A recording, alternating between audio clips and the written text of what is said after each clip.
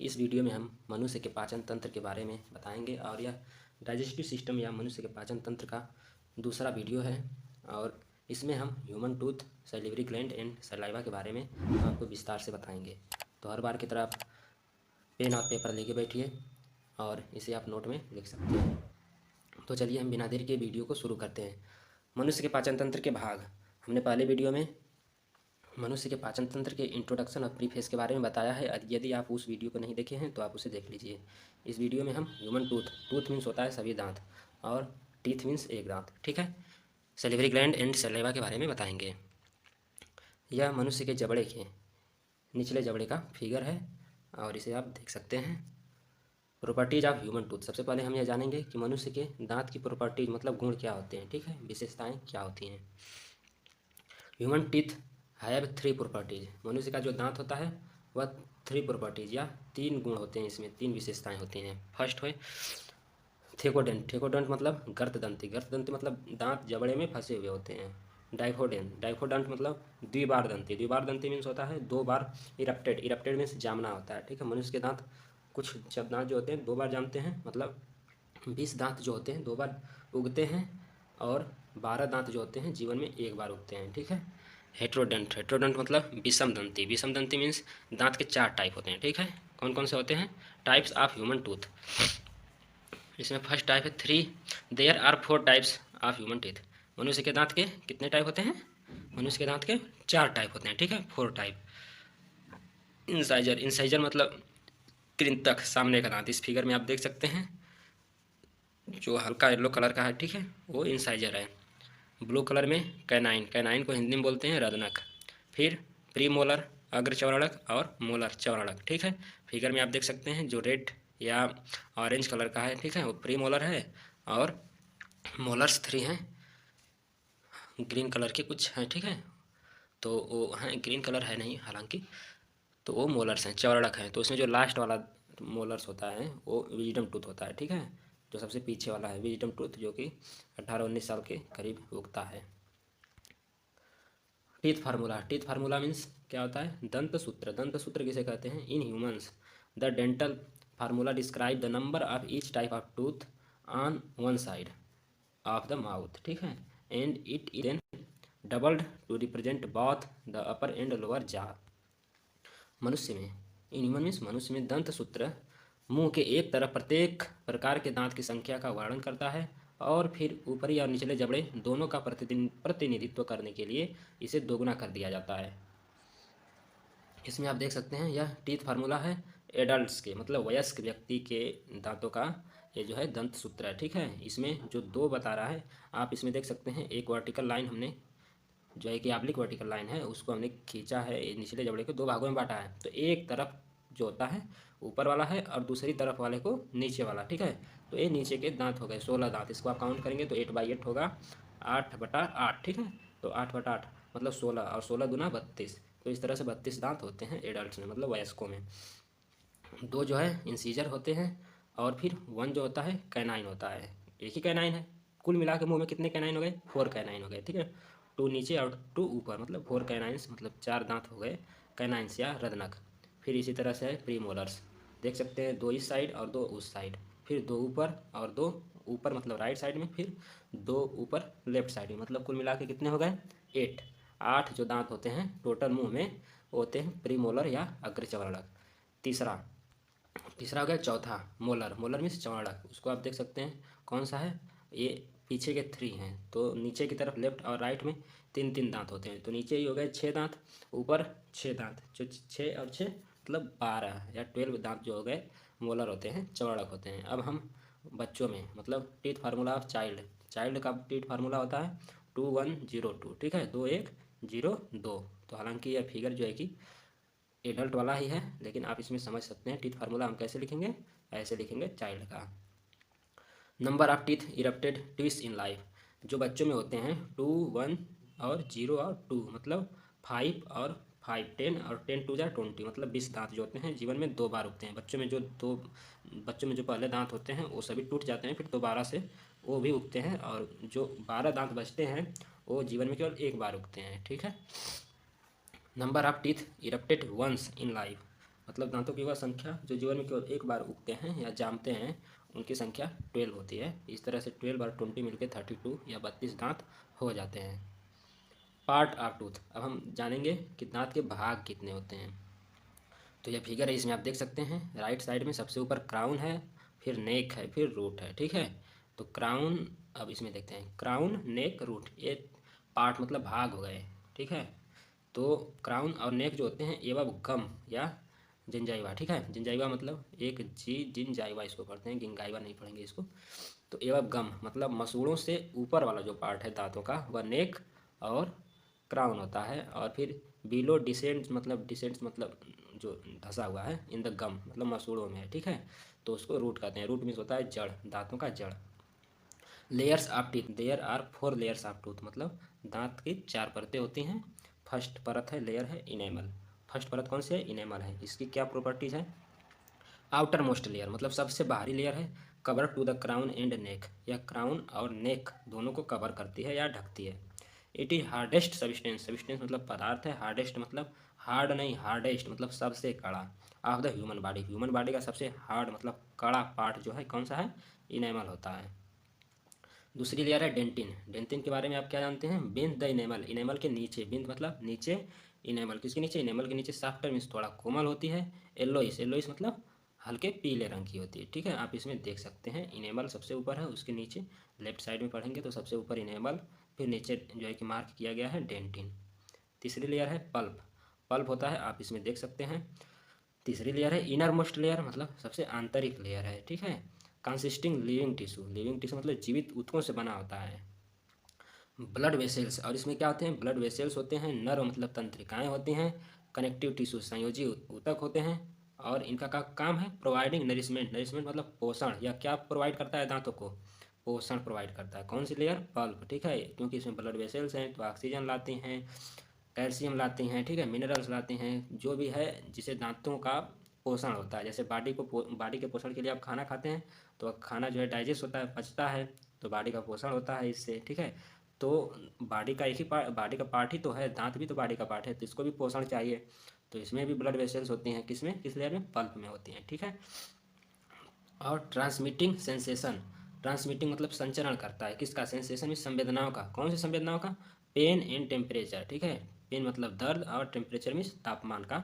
Sensation मतलब brain को पहुंचाती हैं, क्योंकि यहाँ पर तंत्रिकाएं आई होती हैं, दांतों में दर्द होगा तो यहाँ से सेंसेशन संवेदनाओं को ब्रेन तक लेके जाएंगी। ओके, अब हम चौथे लेयर की बात करते हैं, सीमेंटम। सीमेंटम होती है in the roots of teeth, या दांतों की जड़ों में होती है, ठीक है, एकदम सबसे नीचे होती है सीमेंटम, और यह रूट को बनाती है, थोड़ा एक लेयर होती है।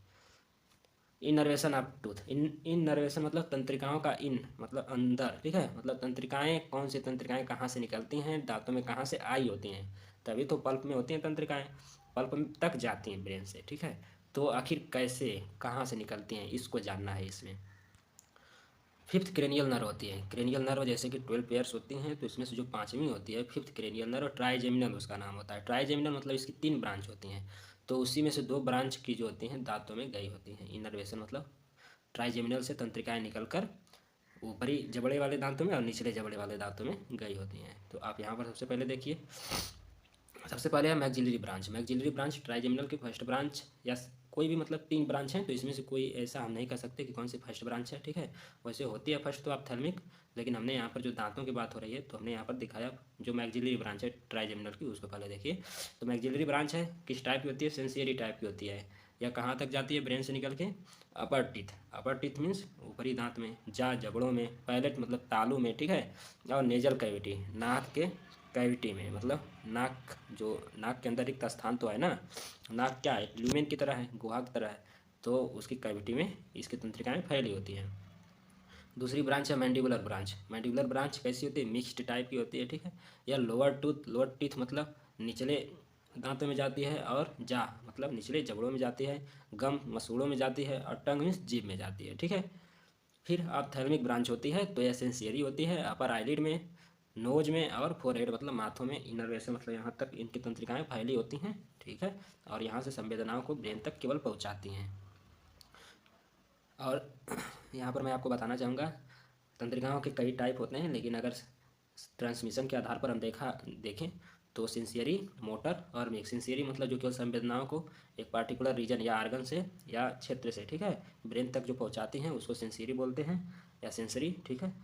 और जो मोटर होती है वह ब्रेन से किसी पार्टिकुलर रीजन या एरिया तक या आर्गन तक संवेदनाओं को लाती है एक्शन कराने के लिए। और जो मिक्स्ड होती है वह सेंसरी और मोटर दोनों होती है, ठीक है। अब हम देखते हैं सैलिवरी ग्लैंड के बारे में। सैलिवरी ग्लैंड में लार ग्रंथियाँ। जैसा कि आप मिठाई देखेंगे तो आपको मिठाई खाने की इच्छा हो सकती है, तो जब होगी तो जाहिर सी बात है मुंह में पानी तो ज़रूर आएगा, ठीक है। इसमें कोई ऐसी बात नहीं है, ऐसा सबके साथ होता है। तो हम इसमें देखते हैं सैलिवरी ग्लैंड के 3 पेयर्स होते हैं। कितने पेयर्स होते हैं? 3 पेयर्स होते हैं। यहाँ पर आप देख सकते हैं सैलिवरी ग्लैंड डक्ट सबसे ऊपर दिखाया गया है।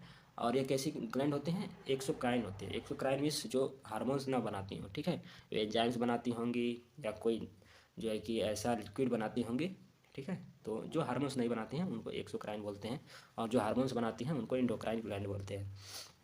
तो सैलिवरी ग्लैंड के 3 पेयर्स होते हैं। तो इसमें सबसे बड़ी जो होती है सैलिवरी ग्लैंड वह पैरोटिड होती है। उसके बाद पैरोटिड के नीचे आप देख सकते हैं सब मैंडिबुलर है, और जीभ के नीचे सबलिंगुअल ग्लैंड है, ठीक है। तो हम इसके बारे में जानते हैं।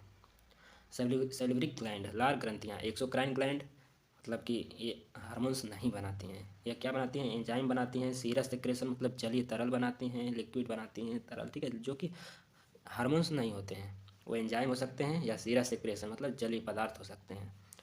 3 पेयर्स, कितने पेयर्स होते हैं? 3 जोड़ियाँ होती हैं लार ग्रंथियों की, लेफ्ट और राइट। सबसे पहले हम पढ़ते हैं फर्स्ट पेयर होती है पैरोटिड ग्लैंड। पैरोटिड ग्लैंड्स मतलब फर्स्ट पेयर पहली जोड़ी है। बिसाइड द ईयर मतलब ईयर के नीचे, आप यहाँ पर देख सकते हैं कान है, कान के ठीक नीचे आप देख सकते हैं पैरोटिड ग्लैंड है, ठीक है। तो फर्स्ट पेयर है, बिसाइड मतलब थोड़ा बगल में, द ईयर कान के बगल में थोड़ा नीचे की तरफ होती है। मेजर सैलिवरी ग्लैंड सबसे बड़ी सैलिवरी ग्लैंड होती है, ठीक है। सीरस सेक्रेशन, सीरस सेक्रेशन मतलब इसका सेक्रेशन जो होता है जलीय होता है, मतलब पानी का सेक्रेशन करती है, जल टाइप का, एकदम वाटर नहीं होता है, उसमें और भी तमाम तरह के सब्सटेंस होते हैं। सीरस में होता है जलीय, ठीक है। और carry through parotid duct, parotid duct के थ्रू मुंह में ओपन होती है, मुख गुहा में, माउथ कैविटी में या ओरल कैविटी में, ठीक है। 20 से 25% टोटल सैलिवरी सेक्रेशन।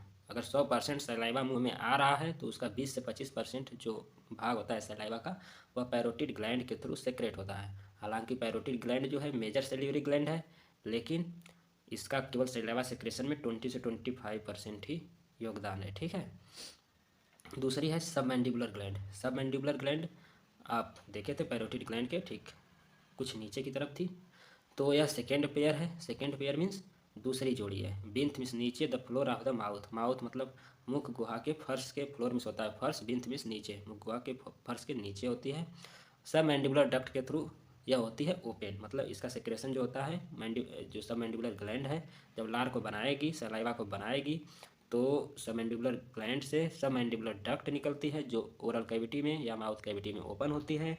फिर उस डक्ट के थ्रू सलाइवा जो है मुंह में आता है। सीरस एंड म्यूकस सेक्रेशन, इसका जो सलाइवा होता है सीरस में जली, एंड म्यूकस में श्लेष्मा, मतलब इसमें श्लेष्मा, ठीक है, श्लेष्मा आप समझ रहे होंगे। म्यूकस मीन श्लेष्मा सेक्रेशन। श्लेष्मा यदि आप नहीं जानते हैं श्लेष्मा क्या होता है तो एक एग्जांपल मैं आपको बताता हूँ। जो बलगम होता है, ठीक है, वो भी एक श्लेष्मा है, चिपचिपा पदार्थ जो भी है, ठीक है, वो श्लेष्मा होता है म्यूकस। तो सीरस मीन्स जली और श्लेष्मा मतलब म्यूकस का सेक्रेशन करती है। अबाउट 70% ओरल कैविटी सलाइवा, इसका जो सेक्रेशन होता है, हालांकि यह सबसे बड़ी तो नहीं है, सबसे बड़ी पैरोटिड है, लेकिन यह इतना अधिक सेक्रेशन सलाइवा का करती है। 70% जो होता है सलाइवा टोटल सब मैंडिबुलर ग्लैंड से ही सेक्रेट होता है। प्रोड्यूस एमाइलेज और टाइलिन एंजाइम, इसके सलाइवा में जो होते हैं एमाइलेज जो कार्बोहाइड्रेट या पॉलीसेकेराइड्स का 30% जो डाइजेशन मुंह में ही कर देते हैं। एमाइलेज को टाइलिन भी बोला जाता है। टाइलिन का आप स्पेलिंग देखेंगे तो PTYLIN नहीं होता है, P साइलेंट होता है इसमें, ठीक है। एंजाइम मतलब एंजाइम। तीसरा सबलिंगुअल ग्लैंड। सबलिंगुअल ग्लैंड मतलब लिंगुअल एक टर्म है या शब्द है जिस जो कि जीभ को रेफर करता है या जीभ को बताता है, ठीक है। सबलिंगुअल ग्लैंड, जीभ के नीचे एक जोड़ी ग्रंथियाँ होती हैं, सैलिवरी ग्लैंड होती हैं, उनका नाम होता है सबलिंगुअल ग्लैंड, ठीक है।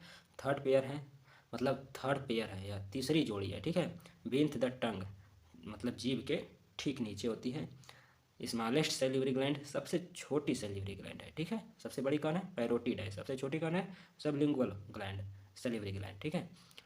3 to 5% टोटल सैलिवरी वॉल्यूम या सैलिवरी सेक्रेशन।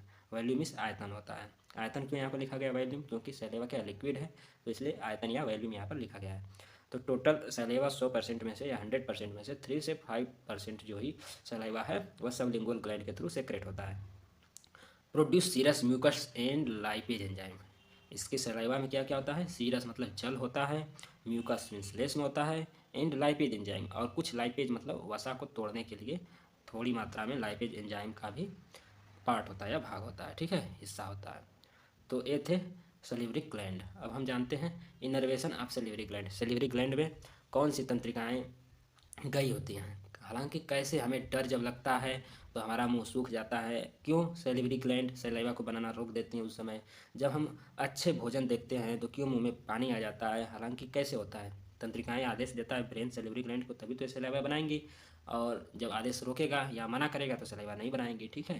तो इसमें इनर्वेशन भी होता है, मतलब तंत्रिकाएं भी गई होती हैं। तो कहाँ से गई होती हैं, कैसे गई होती हैं, अब इसको जानिए।